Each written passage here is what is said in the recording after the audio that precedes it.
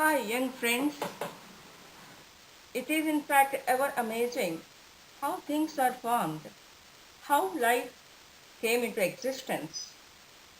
Just like a wall is made of bricks, a living organism is made of cells. What is a cell? A cell is a structural and functional unit of life. All living organisms are made up of cells. Unicellular organisms are made up of a single cell. Multicellular organisms are made up of more than one cell.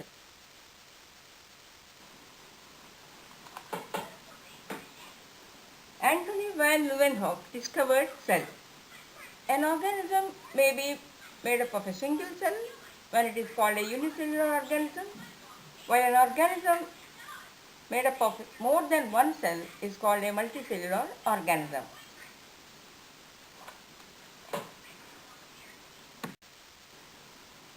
Matthias Schleiden and Schwan, they proposed cell theory. What is cell theory? All living organisms are composed of cells, and all cells arise from pre-existing cells. Prokaryotic cells.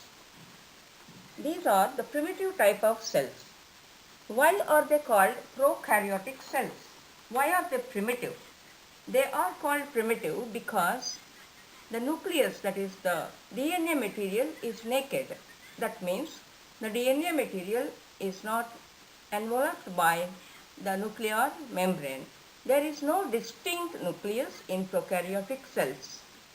Examples of these prokaryotic cells are, first one is the bacteria and the next is blue-green algae.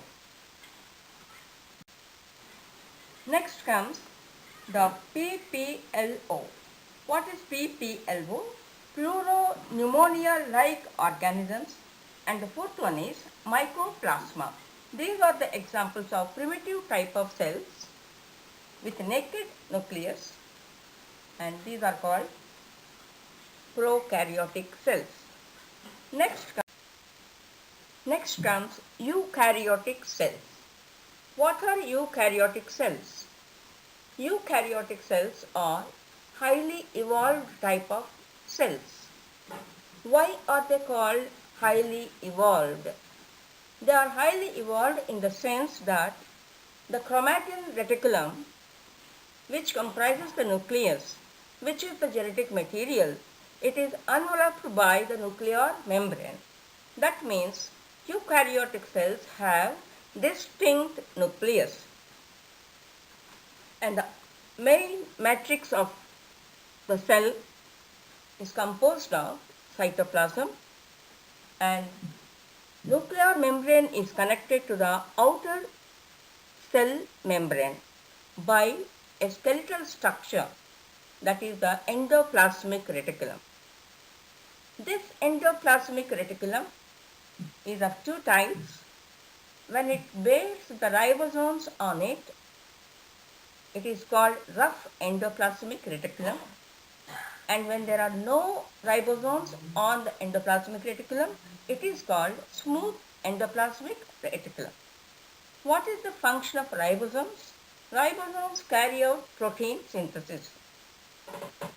Next comes the Golgi apparatus, and there are mitochondria. Mitochondria are the powerhouses of cells. Why are they called powerhouses? Respiration takes place in these mitochondria, where energy is released in each cell in the form of ATP, that is adenosine triphosphate. As different from plant cells, these evolved eukaryotic animal cells have a central body with two centrioles in it. These centrioles are absent in a plant cell.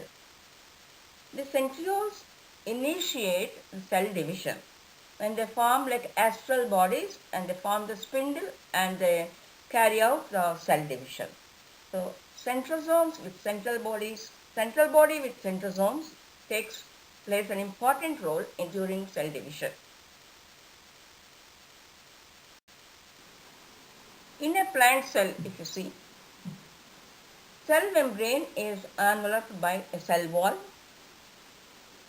Major part of the plant cell is occupied by a large vacuole, and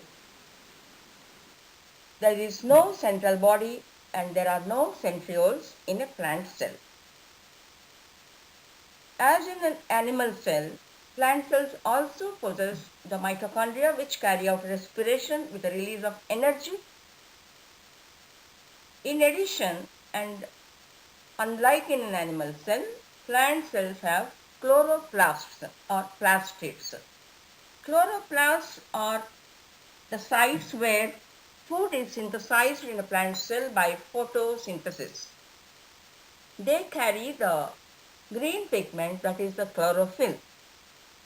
So when you compare a plant cell with an animal cell, in a plant cell you find a cell wall enveloping the cell membrane and large vacuole, and there are no central body with centrioles, no centrosome with centrioles in a plant cell, and there are chloroplasts or plastids in a plant cell which are absent in an animal cell. So this is, in a nutshell, an introductory session about cell. Thanks for your patient listening. Thank you.